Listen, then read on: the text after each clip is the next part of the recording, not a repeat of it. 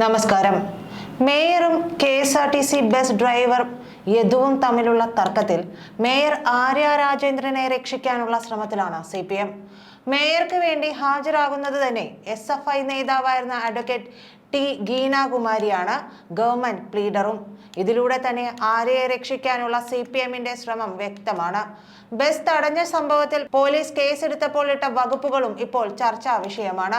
KSRTC bus തടഞ്ഞതിന് Thiruvananthapuram mayor Arya രാജേന്ദ്രനും സച്ചിൻ ദേവ് MLAക്കുമെതിരെ ജാമ്യമില്ലാ കേസെടുത്തെങ്കിലും അതിൽ അറസ്റ്റ് നിർബന്ധവുമല്ലത്രേ.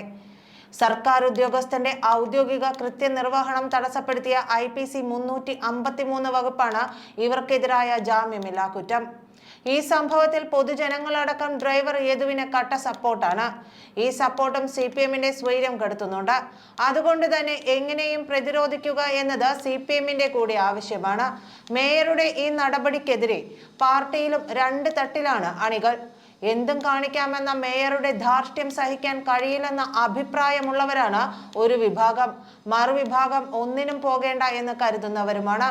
അണികൾ രണ്ടു തട്ടിലായതോടെ മേയർക്കെതിരെ പാർട്ടിയിൽ നിന്ന് ആരോപണങ്ങൾ ഉയരാൻ തുടങ്ങിയതോടെ അതിനെ അടിച്ചമർത്താനുള്ള തത്രപ്പാടിലാണ് CPM. എന്തായാലും 2 വർഷം തടവ് ശിക്ഷ കിട്ടാവുന്ന വകുപ്പാണ് മേയർക്കെതിരെ ചുമത്തിയിരിക്കുന്നത്. പക്ഷേ അർണേഷ് കുമാർ കേസിലെ സുപ്രീം കോടതി ഉത്തരവ് പ്രകാരം 7 വർഷത്തിൽ താഴെയുള്ള കേസുകളിൽ അറസ്റ്റ് നിർബന്ധമല്ല. എന്നാൽ ഇത്തരം കേസുകളിൽ പ്രതികൾക്ക് നോട്ടീസ് നൽകി ചോദ്യം ചെയ്യേണ്ടതുണ്ട്. ജാമ്യമില്ലാ കുറ്റം ചുമത്തിയെങ്കിലും മേയർക്കും MLAക്കും മുൻകൂർ ജാമ്യത്തിന് ശ്രമിക്കാം.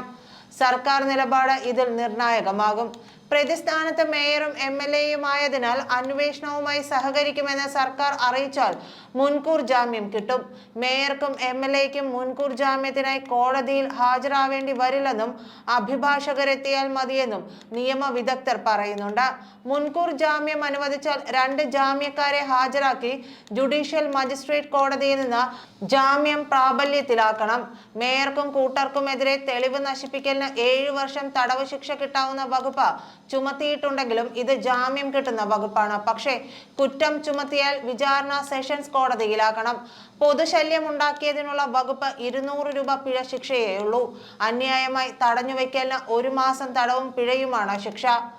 പൊതു ഉദ്ദേശത്തോടെ കുറ്റകൃത്യത്തിന് ശിക്ഷിച്ചാൽ 5 പ്രതികളും ഒരുപോലെ അതനുഭവിക്കണം. മെമ്മറി കാർഡ് കാണാതായതിനെ കുറിച്ച് പ്രത്യേകമായി തന്നെ അന്വേഷിക്കേണ്ടി വരും.